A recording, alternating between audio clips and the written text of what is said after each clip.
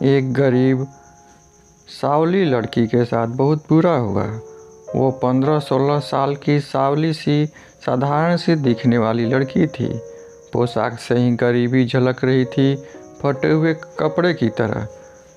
झोपड़पट्टी वालों के लिए वह मुफ्त के मनोरंजन का साधन थी, जैसे गरीब की जोरू, गांव की भौजाई, कुछ इसी तरह। छोटे बड़े स्त्री पुरुष कुछ भी कभी भी उसे बोल जाते थे, किंतु वह किसी की बात का बुरा नहीं मानती थी, बस सुनकर मुस्कुरा देती थी। किंतु उसकी आंखों में चमक भी उतनी ही बढ़ जाती थी जितने कड़वे और मर्यादाहीन शब्द वह सुनती थी। उन आंखों में सुनहरे ख्वाब थे, अपने भाई के लिए, उसके उज्जवल भविष्य के लिए। वह दवाई दुकान में आकर चुपके से खड़ी होकर अपनी बारी का इंतज़ार करने लगी। दुकान में भीड़ थी। भीड़ छँटने के बाद उसने दुकान की संचालिका से कहा, मेरी माँ 2 दिनों से बुखार में तप रही है, वह जल्दी सुधार जाए। दुकान की संचालिका को आश्चर्य होता है कि बिना डॉक्टर की लिखित पर्ची के कोई दवा कैसे मांग सकता है, परंतु लड़की को देखते ही वह समझ गई। लड़की अशिक्षित है। उसने कहा, अरे डॉक्टर को क्यों नहीं दिखाया? बिना डॉक्टर की पर्ची के किसी को दवा नहीं दी जा सकती। उस लड़की ने अपनी स्थिति स्पष्ट की और कहा, मैडम, हम लोग गरीब हैं, डॉक्टर के पास जाने और उसकी फीस देने के लिए हमारे पास पैसे नहीं हैं। मेरी माँ जिस घर में चौके बर्तन का काम करती है, वहाँ की मालकिन ने कहा कि कल काम पर नहीं आई हो तो तेरा काम हमेशा के लिए बंद। मैडम, मेरा एक छोटा भाई है, मैं भी कुछ घरों में चौका बर्तन करती हूँ। हमारा बाप दारू पी पी कर खांसते हुए मर गया। उसने हमें पैदा करके छोड़ दिया। मैं और मेरी माँ का एक ही सपना है कि भाई को पढ़ाना है। आजकल बिना पैसे के कहाँ पढ़ाई होती है और पैसा कमाने के लिए काम करना पड़ता है। मैडम, आप भी तो डॉक्टर हो, माँ की दवा देकर हम पर एहसान करो। मैं कल आपके पैसे दे दूँगी। गरीब पर भी कभी भरोसा करके तो देखो।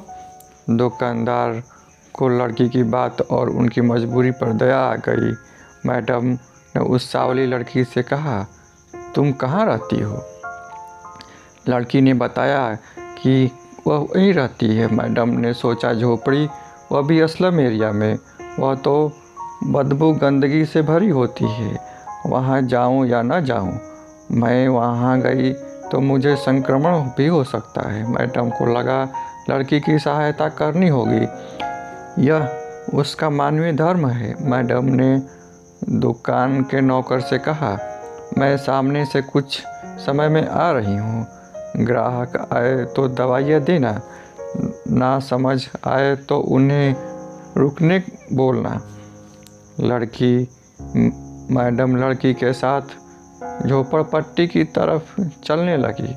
बदबू और गंदगी देख नाक में रुमाल रख लिया। उन्हें ऐसा करते देख लड़की की व्यंग्यात्मक मुस्कान निकल पड़ी। घंटे 12 महीने इसी हालत में रहते हैं। बारिश के मौसम में तो हमें नर्क सा जीवन जीना पड़ता है। सुनकर मैडम का चेहरा करुणा दया से ओतप्रोत हो उठा। तभी लड़की की झोपड़ी आई और अंदर प्रवेश किया तो मैडम की आत्मा काँप गई। एक 30-32 साल की कृषक महिला लगभग 103 डिग्री बुखार से तड़प रही थी। मैडम ने अपने अनुभव से उसे चेक किया और लड़की के साथ अपनी दुकान आ गई। एकाएक उसे याद आया और बोली, तुम कह रही थी तुम्हारा भाई भी है, वह तो नहीं दिखा। उस सांवली लड़की ने जवाब दिया, मैडम जी, उसे सुबह ही तैयार कर स्कूल के लिए भिजवा दिया है।